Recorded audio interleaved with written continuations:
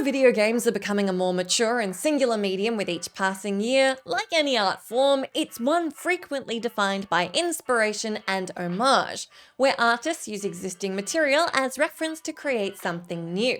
And that's never been truer in video games than with their characters, who have historically tended to draw influence from reality, more often than not from Hollywood.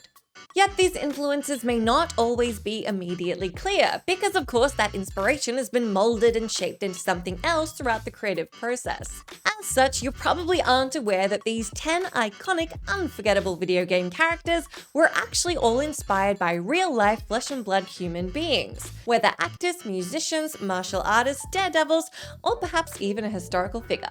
I'm Jess from WhatCulture, and here are 10 video game characters you didn't know were based on real people.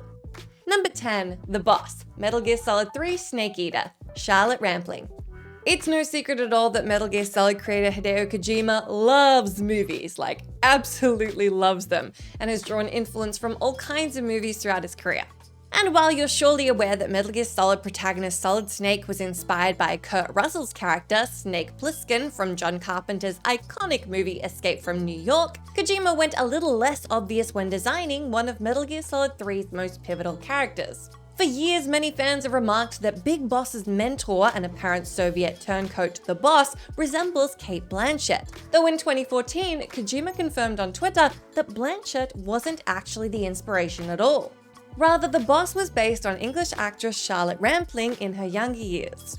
Given Rampling's striking look and piercing gaze, it's easy to see why Kojima found her so totally perfect as the basis for such a steely, transfixing character, even if it's a much subtler choice than using Kurt Russell and Snake Plissken as the template for Solid Snake. Number 9, Master Chief, Halo, Clint Eastwood. Though Halo's Master Chief has never revealed his face to fans, in video games anyway, the character's overall personality was modeled off one of the most iconic actors of all time, Clint Eastwood. In a 2012 interview with the Chicago Tribune, Master Chief voice actor Steve Downes revealed that he received a very specific pitch for the character. He said, "He's a super soldier, a man of few words, a lone wolf, a guy in a spacesuit. You never see his face behind his reflective helmet visor. Think spaghetti westerns, Clint Eastwood, but in space." And though the world of Halo is so very different to Eastwood's Dollars trilogy of spaghetti westerns, it's nevertheless easy to see how Eastwood's portrayal of a terse badass inspired the similarly sparkling, gravel-voiced Master Chief. Downes also had an amusing perspective on what Master Chief would be like if he was created today, now that video game storytelling is taken more seriously. He said, "The reality is, if Microsoft were casting Halo now, they'd just hire Clint Eastwood. Clint Eastwood lending his voice to Halo? Tough to picture it honestly, but we'd be willing to try it." Number 8, Samus Aran, Metroid, Sigourney Weaver and Kim Basinger. Metroid Samus Aran is undoubtedly an iconic video game heroine, with her being revealed as a woman only at the very end of the series' inaugural title. And for that big moment, Metroid co-creator Yoshio Sakamoto turned to the big screen for inspiration, fashioning Samus as a fusion of two incredibly famous actresses of the period. In the official Japanese strategy guide for Super Metroid, when asked about the basis for Samus's image, Sakamoto said, "Of course she's a bit like Ripley from Aliens, Sigourney Weaver, but a little bit more extravagant. Personally, I like Kim Basinger from 9.5 Weeks and My Stepmother is an Alien." On the one hand, it's easy to see Samus's strength and general badassery as reflective of Ripley in the Alien franchise, while the famous scene reveal showing Samus in all of her femininity doesn't look a million miles away from Basinger, excepting the limited detail of the low-res visuals. Number 7, Trevor Phillips, Grand Theft Auto 5, Tom Hardy. Love him or hate him, it's hard to deny that Trevor Phillips is absolutely one of the most memorable GTA protagonists to date. That's in large part due to the superb performance from voice and motion capture artist Stephen Ogg, who created a uniquely chaotic Hellraiser out of Trevor, yet one whose influences aren't immediately apparent. In a 2013 interview with BuzzFeed, however, Ogg revealed that he drew much of Trevor's personality from one of Tom Hardy's finest performances to date, in the 2008 film Bronson, where he portrayed psychotic British criminal Charles Bronson. Ogg said, "Tom Hardy's performance in Bronson was certainly an influence. He was able to walk that line of psychopath and entertainer while maintaining his sense of humor in some pretty dark places. I'm always inspired by intensity and those that take great pride in what they do, be it an actor, painter, musician, writer, or arborist." Now, it isn't difficult to find the similarities between Trevor and Hardy's performance if you've seen the movie, but if you haven't, you wouldn't immediately draw the assumption that one was related to the other. Number 6. Sonya Blade, Mortal Kombat, Cynthia Rothrock. Though it's well known that Mortal Kombat's Johnny Cage was created as a spoof of Jean-Claude Van Damme, albeit only after he refused to appear in the game himself, did you know he's not the only iconic Mortal Kombat character with some major influence from a real-life martial artist? Sonya Blade, the series' most famous female character, wasn't just cooked up out of thin air. She was actually inspired by Cynthia Rothrock, an actress who was in some major action films throughout the 1980s and 1990s. Much like the Van Damme deal, Rothrock claims she was approached by Midway to appear in the game, but when she turned their offer down, they reimagined Sonya as a quasi-parody instead.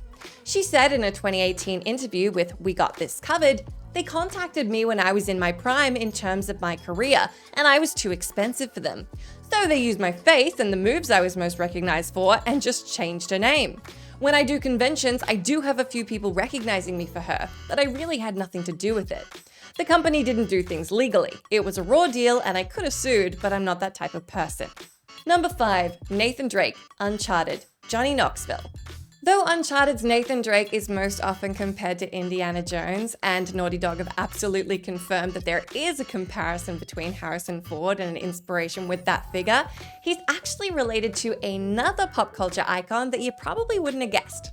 That's right, Nate was largely based on Jackass star Johnny Knoxville, with the original game's lead designer, Richard LaMarchand, drawing attention to Knoxville's coolness and goodness, some of which he hoped to impart to Nate. Though Nathan Drake's considerably less of a goofball than Knoxville, he nevertheless manages to bring a similar level of charm to the table, endearing himself to the player even while they're putting themselves through hell and doing incredibly dangerous things.